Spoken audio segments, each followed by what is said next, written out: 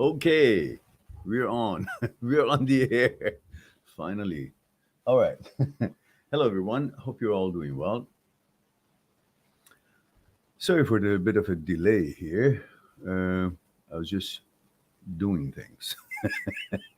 I decided to clean my apartment since it's been quite messy. I didn't have time to really attend to it properly, and it was overwhelming. So I decided, like everything else in life, we should do if you want to complete it, and if it's a big task or overwhelming, you just need to start it and start a bit at a time.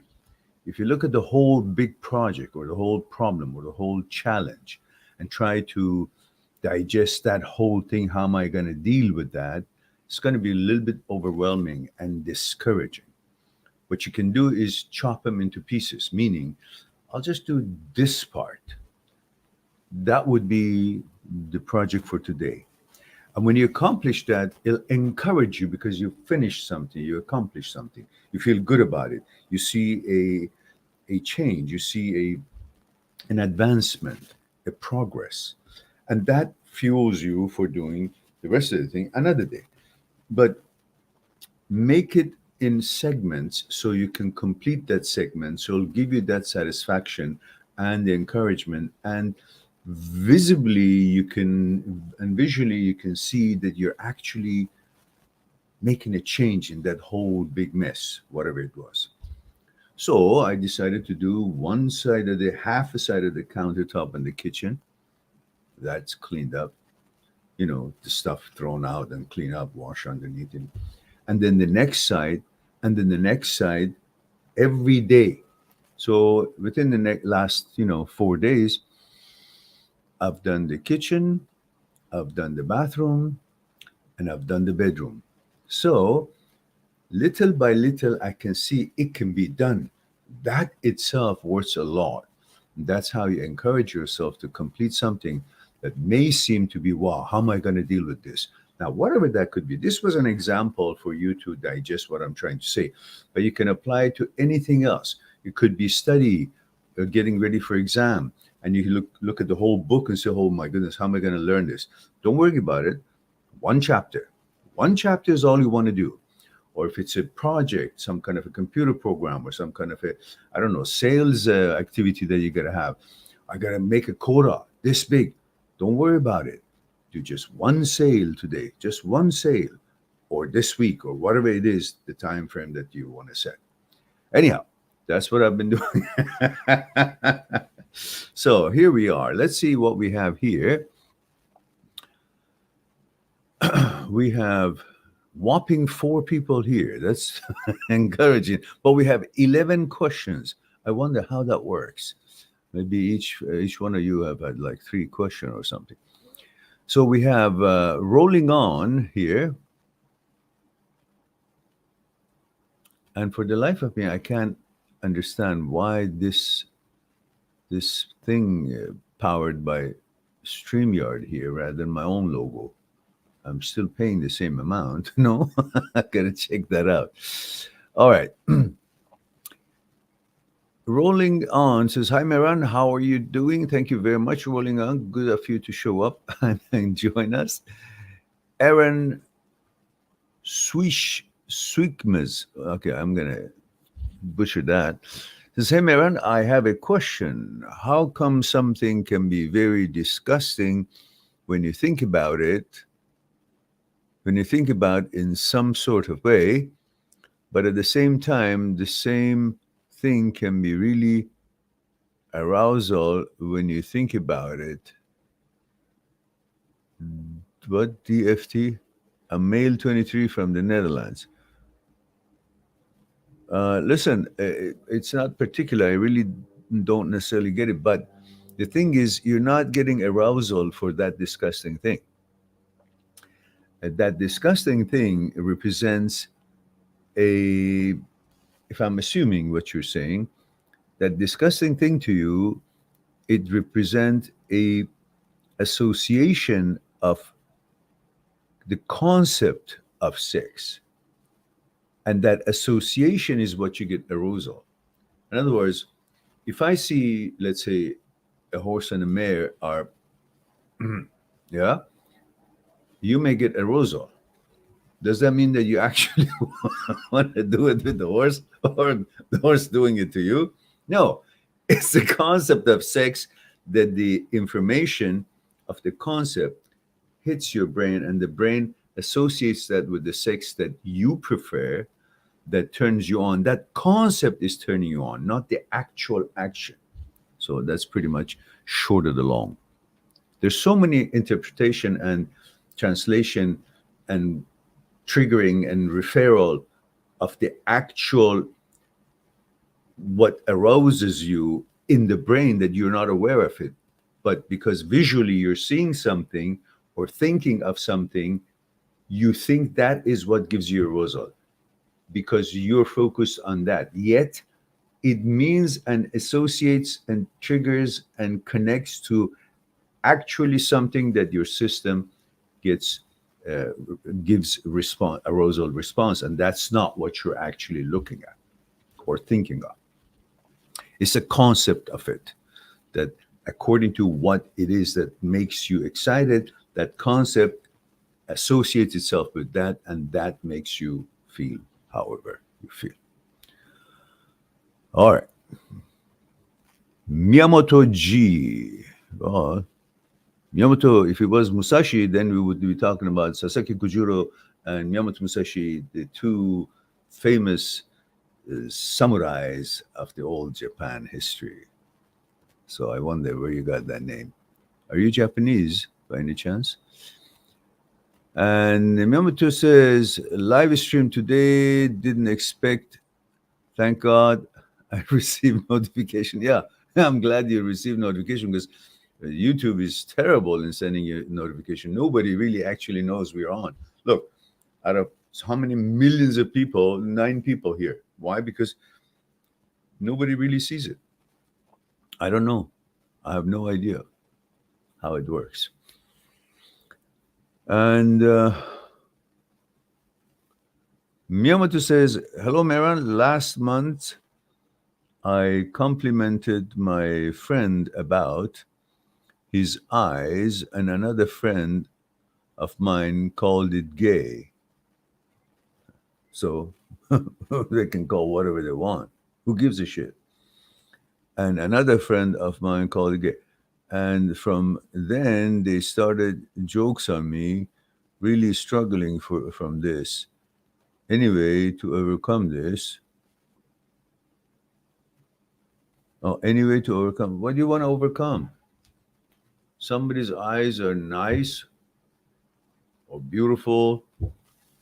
It's a natural reaction of a human being towards symmetric, nice, beautiful, colorful, well designed things. It could be a handbag, could be a riding boot, it could be a horse, it could be a tree, a flower, a woman, a man.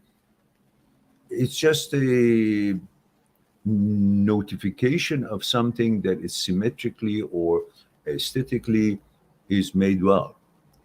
And expressing that, there's nothing wrong with it. It is nothing wrong to notice a handsome man, his handsomeness. I notice that every day when I look in the mirror. And that's not gay.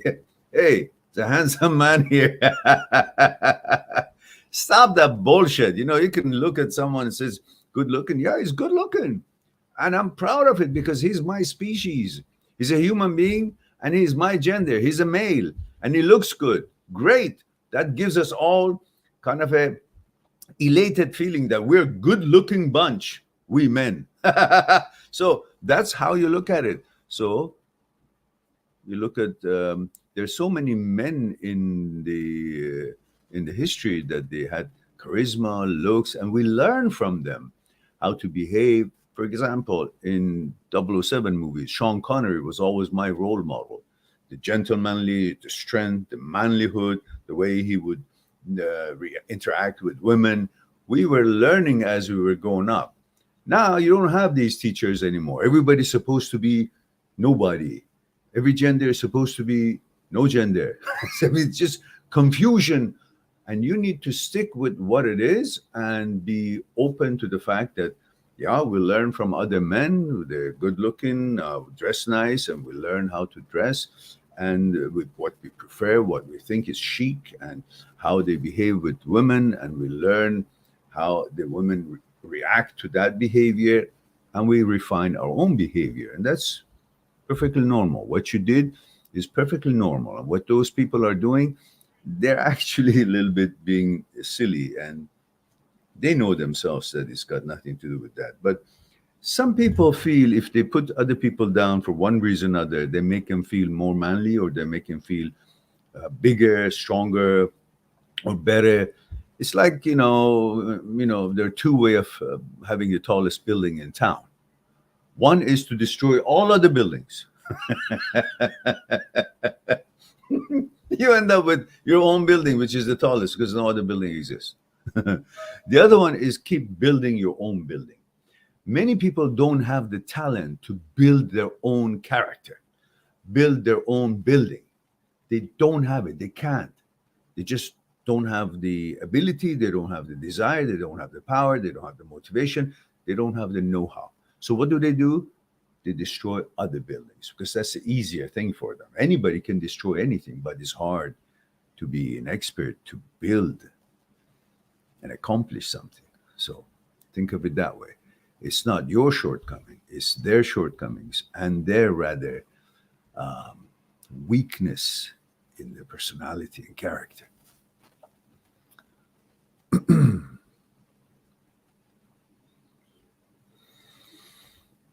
And Jashraj Bahanushali, okay. I guess I pronounced it as I saw it. Again, sorry if I butchered it. Says, hey, Mehran, actually, I'm suffering from a mental illness. I constantly have intrusive thoughts all the time, and I keep solving them. Stop solving them. There's no need to solve anything. And it's not you having those thoughts, it's the brain creates those thoughts. And in cases, caudate nucleus, which is a lever in the striatum in midbrain ganglia, basal ganglia, is not functioning. Its function is to shut down the intrusive thoughts that show up in every single human being on earth. When such things that are not in line with your values show up, caudate nucleus's job is designed to shut down these intrusive thoughts. When it malfunctions and it doesn't shut down, it doesn't do its job, these thoughts or images hover and they don't disappear, which they're supposed to. When they hover, you question, oh, it didn't go away, so it must mean something. It must be about me, pertaining me, because it's there. Otherwise, it wouldn't be there. No. First of all, it's not made by you. It's made by the brain. Brain is an organ. It's not an intellect. It's not your intelligence. It's an organ, like your kidney, like your liver. They each have their jobs. Brain's job is to make thoughts. It makes thoughts from every information that has seeped through its consciousness, its inventory. And it makes thoughts. Irrelevant, relevant. It doesn't know. It just makes thoughts. Your job is to judge the thought, if it's useful to you or not. So it's sometimes you use the brain to calculate something, figure out something, market something, design something, build something, accomplish something, learn something. And when you're not, the brain itself is using its own apparatus and spits out thoughts. You're not supposed to solve any of them. You're not supposed to stop any of them. Just let the thoughts come and go. Like debris in the air. The air that we breathe, there are lots of particles in it. We don't see it, but it's in it. You're not going to find out where the particles are. Oh, I got to move so it won't come to my nose. No, nose has filters. So it takes the air and most of the particles won't go in. And the stuff that goes in the body takes care of it and dissolves and whatnot. You don't need to watch for every particulate that is in the air. It's part of the function and the movement of the air, part of the universe. Now, you're not supposed to filter your thoughts, like solve your thoughts. Allow thoughts to be, permit thoughts to come and go. But you don't have to travel with them as they come and then you go with them. Come and go, come and go. That's fine.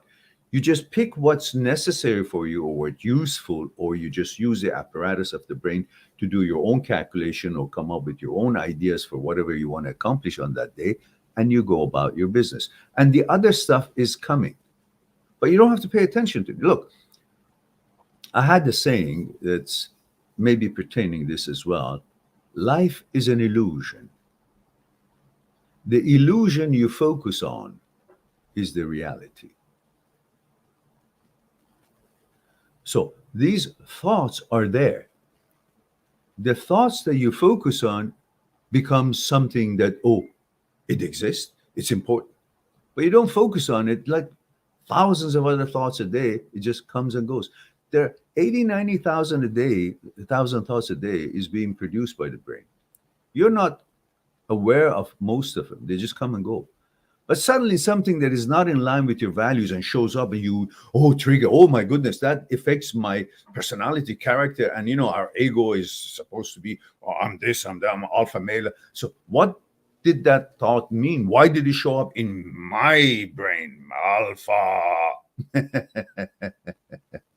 So you're supposed to say, who cares? It doesn't change me. I walk by the street and I can see all kind of shit going on. Dog shit, people who are assholes. There are many things. A robbery could be happening or fights.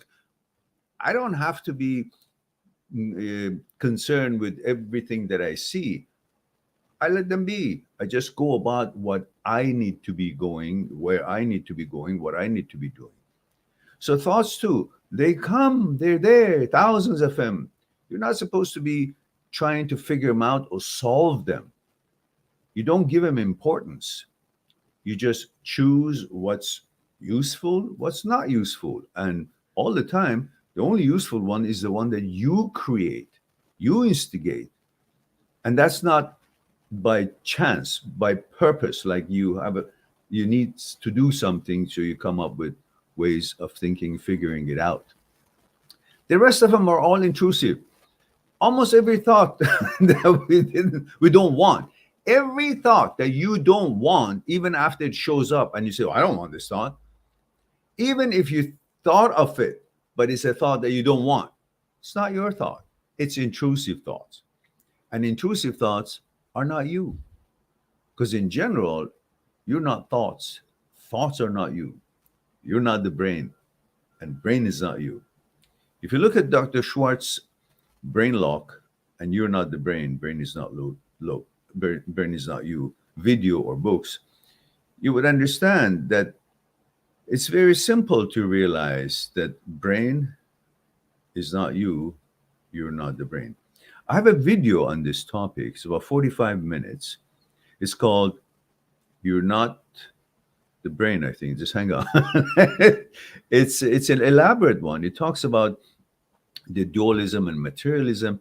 Then it goes on talking about how Aristotle came up and discussed this matter 1,000 years ago, and then modern science has now been able to actually prove it, despite of all the other wrong ideologies that has been going through the history.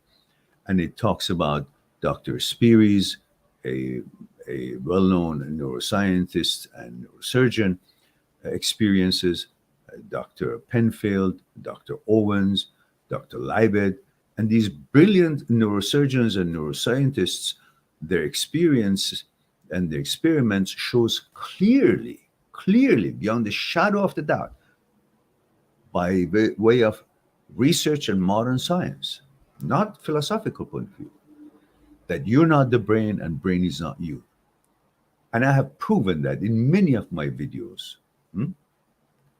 So if you look at these, and I'm going to throw some of them for you here, you will be able to help yourself to understand and stop bothering yourself with solving intrusive thoughts. Intrusive thoughts don't need to be solved because they're intrusive.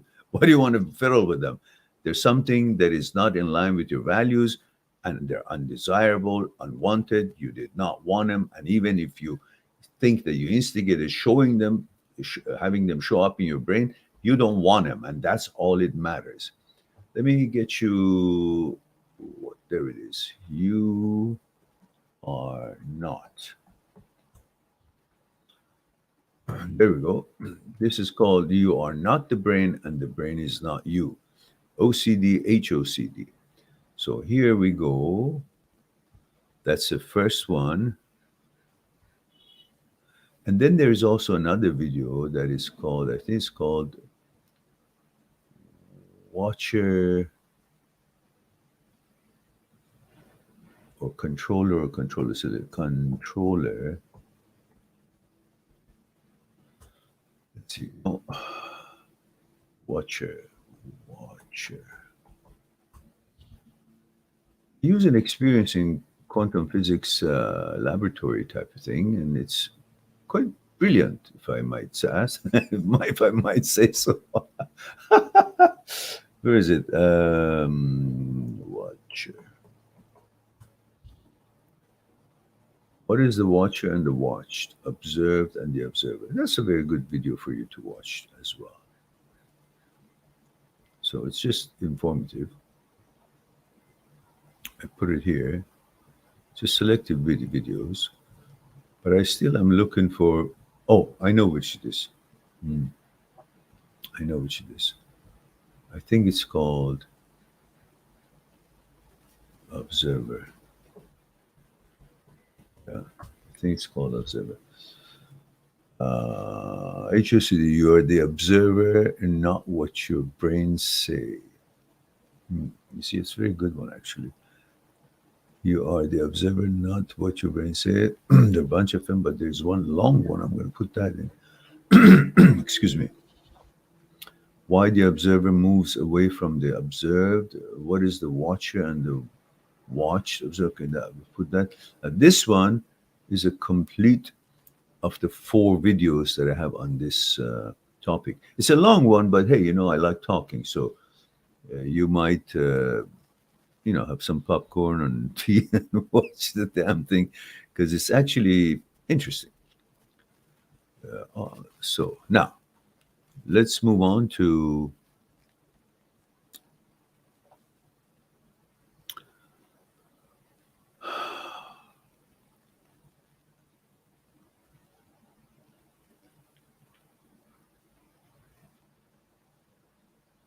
yeah.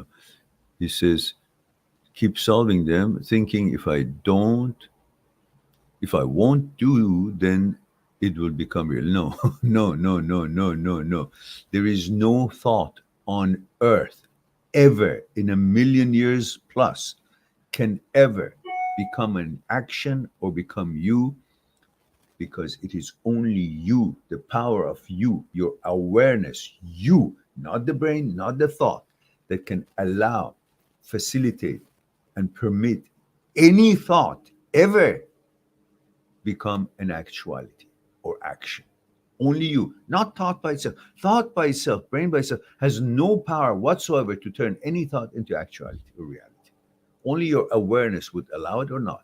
That's why when the thoughts show up, you don't have to do anything or solve them. They have no power. They just come in. It's like a flash of suggestion. But that suggestion can never get any further than that unless somebody takes it and actually brings it to real life and action, which that's not what we do. So the hell with it. Come and go. As many as they want. 80, 90,000 thoughts a day show up anyhow. And they never, none of them, ever become reality. They can't. They're not in existence. They're virtual. So if you understand that, you'll never be afraid of any thought. They can come. So what? It's nasty. It's maybe to some people, some things are disgusting and they're irrelevant, meaningless. They're just annoying. Stop being annoyed. Just say, okay, yeah, we're there. Fine. Thank you. I got it. So what? You got no power. I have all the power. Why? Because we live by our choices and vetoes. Our vetoes and choices. That's your power, not the brain. Brain can suggest, but you're the one who can choose to turn anything to action or just let it die by the wayside and pay no attention to it. That's it. Even if you're aware of the thought that is lingering there, still doesn't become any action, doesn't make any changes in you. Just annoying. It's like you're trying to do something and this fly keeps going, you're trying to read something. It can't do a damn thing. It just distracts you. That's all. So once you simply go to another room or another place, which in your case would be go do something positive, something else, whatever you want to accomplish according to your plans, then the fly disappears. But if you keep, looking for it, then the fly is not really focusing on you, but you're focusing on the fly. Fly showed up once, but then you're trying to kill it. So you're looking all over it and it's gone, but you think it's hiding somewhere. So you keep looking. So you're keeping it alive, the suggestion, while that suggestion just showed up once. So who's really keeping it alive? Your search to destroy it is keeping the idea suggestion alive. So don't want to search it, don't want to destroy it, so you will stop searching it and it will disappear by itself. There were two monks that had gone to experience city for a few months, and then they were on their way back to the monastery. As they were walking back to the monastery, it was a long distance trip, they had to cross a river. And the river was not ferocious, but it was a river and it needed a little bit of a skill to pass through. There was a woman on the bank of the river. And the woman asked one of the abbots, the monks, that I need help. I need to cross the river. Please help me.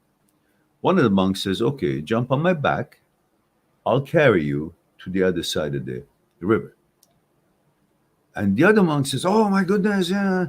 He says, we got to help this lady. So he carried the lady on his back, crossed the river, and then put the lady down, and she went about her business, and these two continued. And this other monk kept on talking to this one, said, why did you do that? That was a sin. I will tell the abbot, you're not supposed to touch a woman. That was unprecedented. That was a terrible thing you did. For the next 3 days that they were about to go, they were on their way to the monastery, this other monk kept on scolding this other monk for the sin that in their philosophy he had done. So after 3 days of constantly hearing this all the time, that you did this, but you shouldn't have let her touch you, you shouldn't have put her on her back, that's against the rule. 3 days passed by and this other one kept, eventually they're close to the monastery. And the guy who gave the ride to the lady stops for a second, looks at the other, says, listen, who has really done the sin? Me, who took about few seconds to take this lady from this side and help her to go to the other side of the river, or you who were talking about it for 3 days? Who's done this, this sin? So, in fact, it's true. Things happen and come and go, and the brain has intrusive thoughts and so on. The fly comes and goes. But if you let the fly come and go, then it's done. But if you search for it to kill it, that's going to take lots of your time, and the fly might have already gone. And there's no reason to kill it because there's another fly. Then there's another fly. So you're going to be spending your whole lifetime trying to kill flies. You get to do nothing else. So you're trying to constantly solve and destroy and stop the brain from making these intrusive thoughts. And you will not get to do anything because you're focused on that. So intrusive thoughts becomes your life. Your whole venture and your whole mission in life would be to solve garbage and nonsense that some idiot, the brain, is spitting out. That's not a good, positive way of spending your life. You allow things to exist, but you don't focus on them. The fly can come and go. You just squash and go. You wave your hand. That's it. You don't start going after it every time to kill it. Just as an example, but you might want to kill it. Flies are dirty. But in thoughts, lots of thoughts show up. You have no mandate, no necessity, no. Your perfectionism is what makes you think that I gotta destroy the thought. My brain should not have. Every brain has intrusive thoughts, and they're part of the activities of the brain. It's a normal activity of the human psyche. We're still work in progress. So the psyche is the same for everybody. And some of them hover, some of them, disappear very quickly because their caudate nucleus and signaling system is intact and working fine. But some of us need to rewire the brain by the mechanism that Dr. Schwartz in 4 steps has provided, which I have a video on it and explains it thoroughly, and I'm going to put it up here. And then you rewire the brain through neuroplasticity and not worry about all these debris in the air when you breathe, not worry about the flies around. You're not worried about what other people are doing or saying in the street. You focus on what it is that you want to do and not worry about the thoughts, intrusive thoughts that show up during the day in every human psyche, 80, 90,000 of them every day. You don't have time to try to solve or stop them. Let them be. Allow thoughts to be there.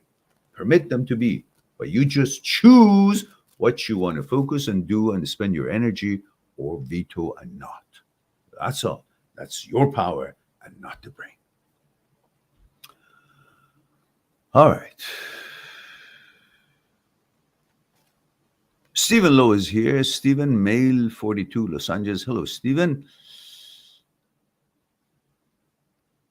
Stephen says, I deleted the dating app. It's depressing. Yeah, the best thing is to meet someone out in the real world.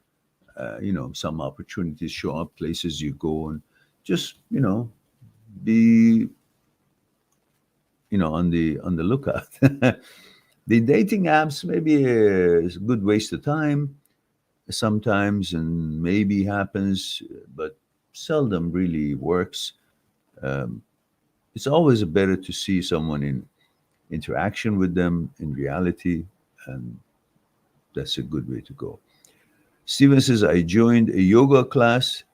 It's a lot more difficult than I thought. Yeah, it is, isn't it? But it's good. Also, you socialize more. Steven says, Mehran, you honestly didn't think she was that good looking? No, honestly, Jesus, what are you, blind? Whether your dick has eyes? Is that the way? Is that how you see things? Because to a dick, when you're horny, everything looks good. No, I'm sorry. I don't want to disrespect your taste. But if that's your taste, you fucking better change it and go figure out and see some beautiful woman. That thing is a scary thing to look at in the morning. I apologize. I don't mean to put you down. I'm just saying, look, it's one thing that the girl is ugly. It's another thing to actually think she's pretty. That means you really need to get out some more and see some pretty girls. Please. Every woman is beautiful. but to some people, some things are not as beautiful as to the others. And to this one, I don't think she's beautiful to almost anybody. Okay, okay, okay. I don't mean to make fun of her or your choice. I'm just trying to reinforce your own gut feeling that this wasn't going to work. And you actually accepted her because you wanted to accept somebody. And you turned that person, personality, looks, and everything into something. Because we men, when we were horny, we just pick any part of any woman and we consider that the beauty and we focus on that, then we consider the whole woman as beautiful. But it's not necessarily the case. And all that many pounds of makeup that she has, if she takes it off, you may find somebody else underneath. Anyhow, having said that,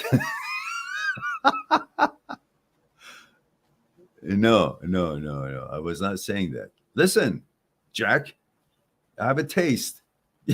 I'm much older than you. I've had many girlfriends, and I know what beauty is. That wasn't it. So get your fucking ass off the chair and go find someone really that would suit your looks, your mannerism, your expertise, your accomplishments, and so on. Don't sell yourself short, man. Just because you have a desire for sex, that doesn't mean anything that walks there and she's got the boobs and thing a little bit, and she doesn't have that much anyhow. And then suddenly she's, oh, that's good. No, judgment is not bad. This whole bullshit of non-judgmental is garbage. You got to judge everything every day, especially when it comes to certain food you want to eat, certain person you want to associate, whatever. All right, having said that, before I get in trouble, move on. Ash is here. Says, I says, treat your HOC like a Sasaki Kujiro. Oh, you know about him, don't you?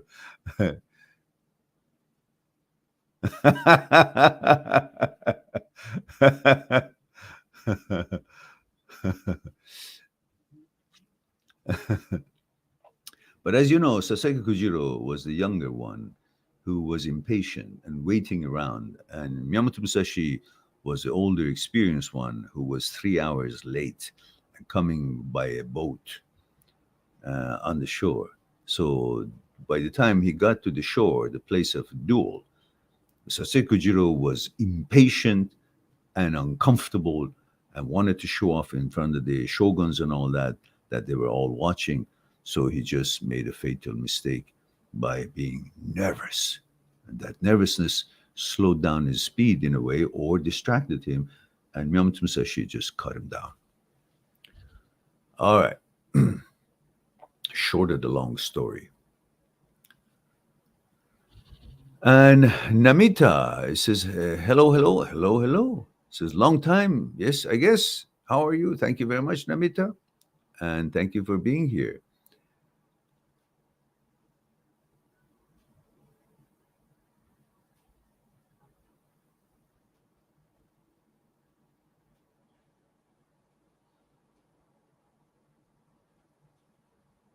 Ah, that's how you chose Miyamoto. Miyamoto, okay. All right. Steven says, I'm really upset with myself. You should be. You want to borrow my ugly stick and beat yourself on the head? Because it's been long overdue. You know that. I feel like I wasted 2 years of my. Yes, you did, because you selected wrong. You selected based on your dick's desire, not your awareness desire. Which is the mistake most of us make. Don't worry, you're no different. Years of my life with this person and the girl before her that only lasted a few months. I'm getting older and don't want to waste time. I guess 40 isn't old. No, you're not old. Dude, you're not old. I don't want to keep talking about how old I am. Fuck you.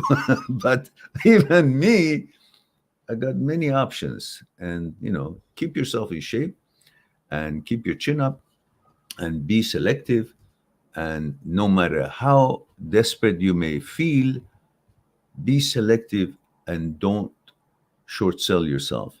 Look for quality as much as you can possibly find.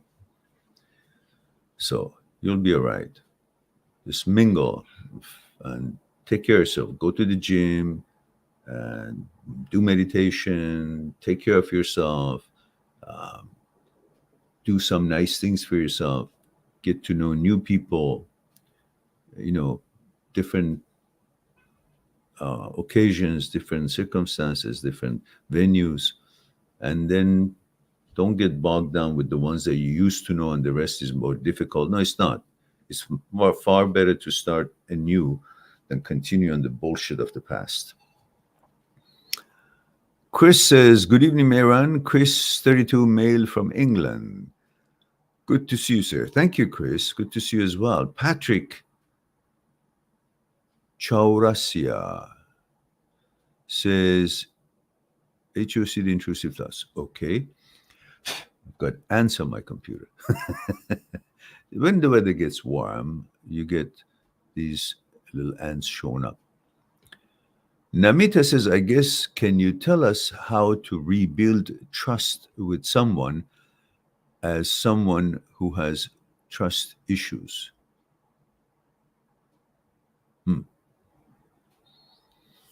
How to build trust with someone who has trust issues? Well, you got to be specific, really. It's a general thing. If he or she cannot trust anything that you say or you do, you better just say, look, I can't be responsible for you trusting me. I can only be responsible for me to be a trustworthy person. I can't prove it to you every time because you seem to not want to trust me. You don't want to trust me? Don't. Fuck off. Because I'm not going to go through that ordeal of turning myself into someone who has to constantly accuse myself or prove myself and try to prove to you that what I'm doing is truthful. All that, I don't want that shit. We trust each other until distrust is apparent and shows itself. Not to distrust each other and expect the other one to keep proving it. That's a painful relationship. So you're not really responsible for that because it's not you who caused the distrust. If you have been the one who have been misbehaving and cheating and doing things and lying, well, okay, then fuck you. You gotta fix yourself. But if that is something that is not you, it's from her past or his past over. I don't know if you're a man or a woman here. I can't see your picture. Namita? If Yeah, you're a lady, I think. Yeah, your picture shows. So if he has trust issues from the past relationships, that's not your responsibility. He should come in clean. He should present himself to the relationship whole, balanced. You're not supposed to fix someone. If that's the challenge you take, you are taking on too much on yourself. You're responsible to be trustworthy, decent, and comply to the arrangement that you guys make, whatever it may be.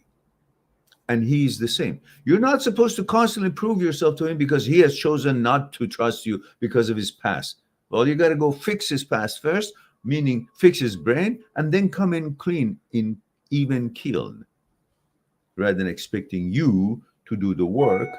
And he just sits there and constantly expect you to. That becomes a narcissistic kind of a relationship that no matter what you do, you're supposed to doubt yourself and you're supposed to prove it. You become nuts. So tell him, listen, this is how it is. You're not trusting me because of your past behavior or relationships. It's up to you. You want to be with me, you start with trusting me.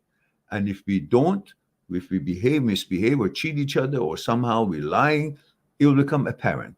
Until then, I'm not going to prove to you anything. It is up to you to come in with proper balance as I come in. I didn't come in here accuse you of everything that you do is distrustful and lying and cheating. That's a emotional abuse pretty much.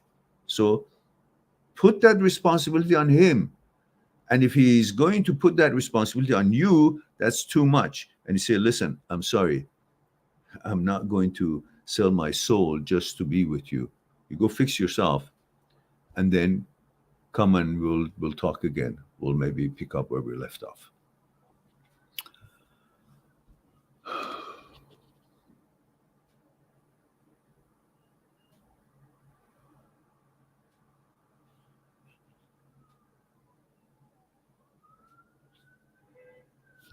One moment, guys. I got to take this call.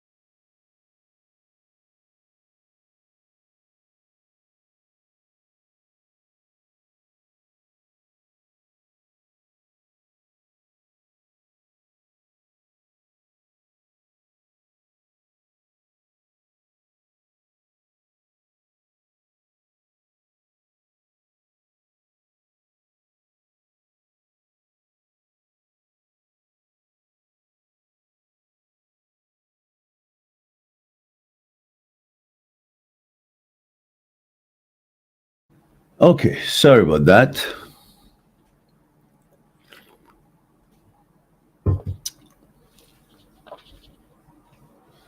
So where were we? Uh,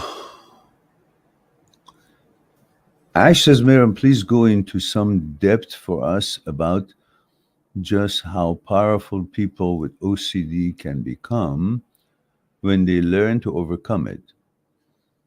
What are the benefits you've seen from crushing your OCD once and for all? Look, it is all about knowledge. We do weird things or the OCD or subsets of OCD because we believe the thought. Once we have the knowledge and understand this separation between brain and us, that we're not the brain, brain is not us. We are the awareness, and brain is a apparatus, an organ, a tool. Then we become free, and that freedom, because of the knowledge, is what gives you the power.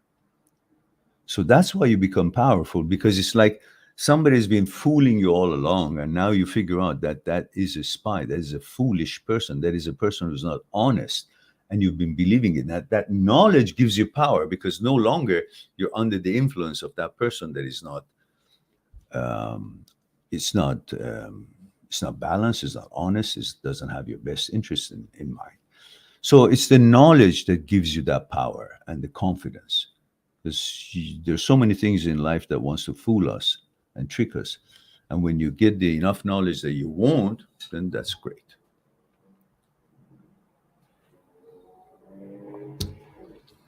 All right.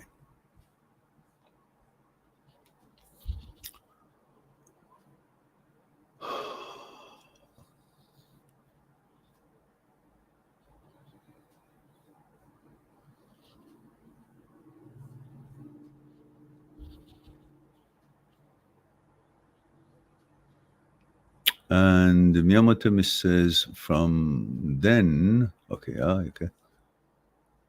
All right.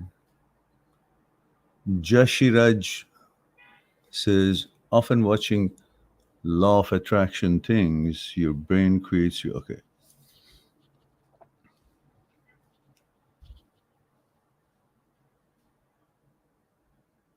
No, no, no, no, no. No. Thoughts are not real. Thoughts are suggestions. If you are trying to build something, you may design and plan and according to that go and make an action to make it real. But until you make those actions, no thought can ever become an actuality. So everything is virtual. They have no power on their own. Imagine the real reason. Okay. And please keep stream public. Yeah, the stream is public.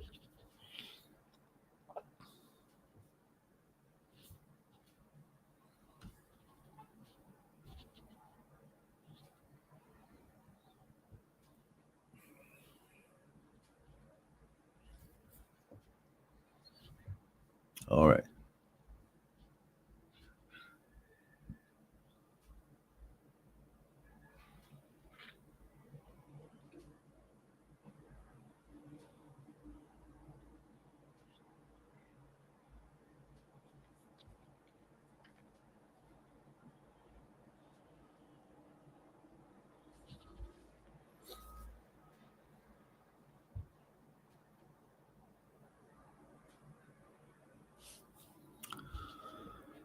Okay.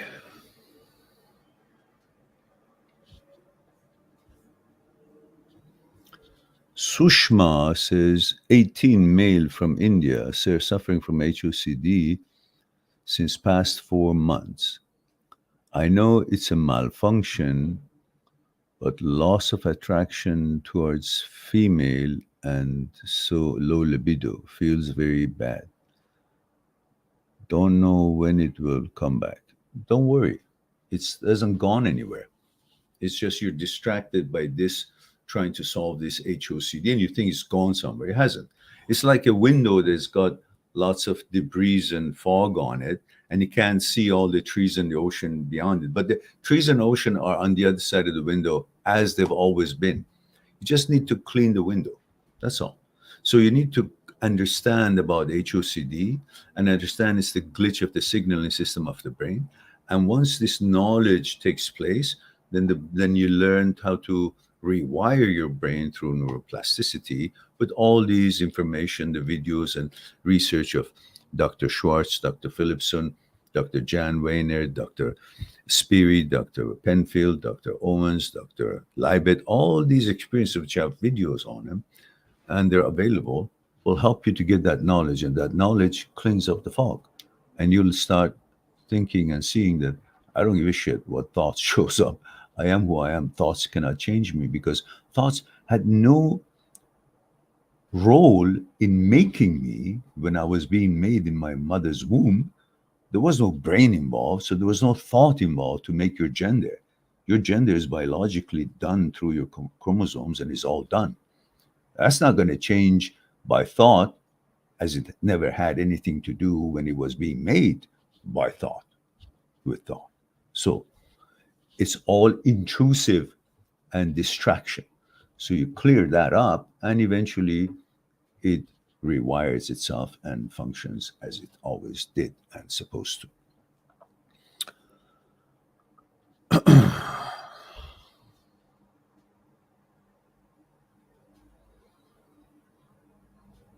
Evan Simes, Sushma.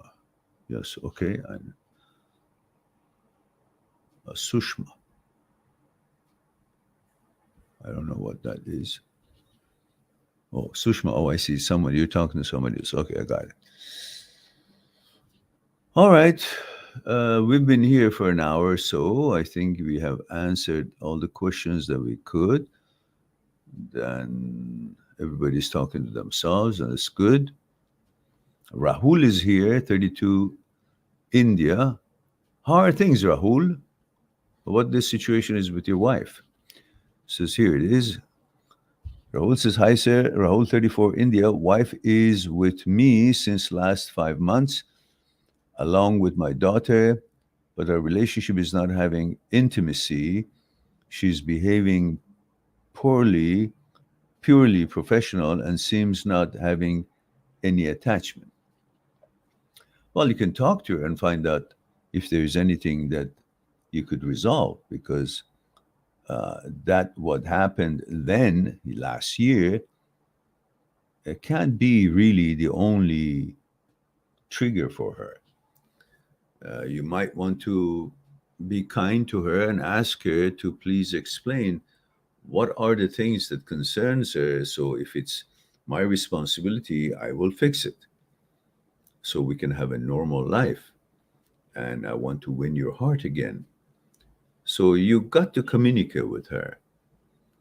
And it says how to build a bond and make a relationship healthy again. You need to ask her. You need to be kind to her, not yell at her. I know you don't anymore. You need to ask her, darling, what can I do? Tell her. Tell her, I love you. I'm in love with you. I want to fix whatever it is that bothers you. And I want to have that opportunity. I'm trying my best to be the man that perhaps you expect me to be. And I'm willing to do my best for that. But I need to know, what is it that bothers you about me? I need to communicate with you so I can learn, I can fix it. Maybe I don't see it myself. That's why I need your help in order to win your heart back. And if you don't want me anymore forever, like if I have, I don't know, chopped your head off or something terrible that I've done, well, let me know, because this is not healthy. Eventually, this behavior is going to make you to run to somebody else, because once you hate me for whatever reason that I can't fix because you don't tell me, you will naturally be drawn towards somebody else, because everybody else seems nice to me, nice to you, compared to me, compare how you think about me. And me as well, I'm a man, and I need kindness, warmth, and feel that I have a wife to work for, to hope for. And I will also be drawn to somebody else, which I don't want to. That's not my plan. But we are human beings. We have needs of closeness, kindness, warmth, communication, and the rest of it. So I'm asking you, help me out. Tell me what it is that I can do. Remember, at one time we were in love, we got married, we have a child. I may have made mistakes and I want to fix them. You may have made mistakes. Let's together fix it. Let us start over. Life does not end by one or two mistakes. Let us start over, win each other's heart again. I'm willing to do my best.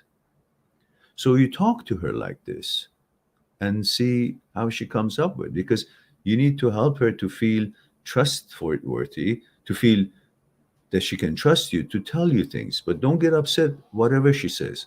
Just don't get upset whatever she says.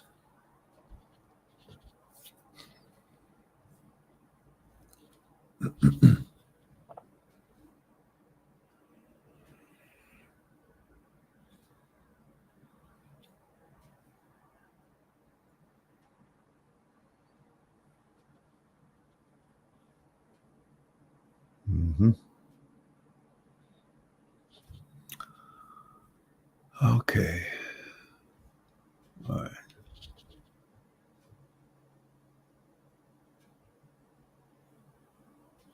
Anas El Qaras says, hi, please, how can I overcome a relationship that lasted 6 years, from 15 to 21, uh, year old? We just broke up 2 months ago, and she's already with someone else. I saw most of your videos, but I still feel bad. You still feel bad because you want to feel bad, because you think that's the only person in life. Age 15, you don't know shit about yourself, let alone what kind of woman you want. She didn't know anything about herself either. It's natural that at that point, a boy and a girl see each other, like each other. They think that's all there is to be a woman or to be a man, and they approve of each other. At that age, that's all your understanding is. And age 21, you're just beginning to get to know yourself. And then at that point, for 6 years of your teenage life been together, you figure out, well, really, we don't have anything else really to do or to share. So it's time to discover other characters and personalities. And you have changed yourself through the years, and you find somebody else who's different, and they become maybe interesting to you. And that's normal. And for you too, you're supposed to go on, find another girl. This was a wrong thing to try to keep it. That was its duration, 4 or 5 years. That's it. That was, too long anyhow. Now, go on, find another woman, and you're just beginning to know yourself too at this age. So go find another woman. That's what you should accept, because that was just a teenager puppy love, and that's fine. And Keep it for that, and don't expect it to be your wife. That's not a wife material. That's a teenage time.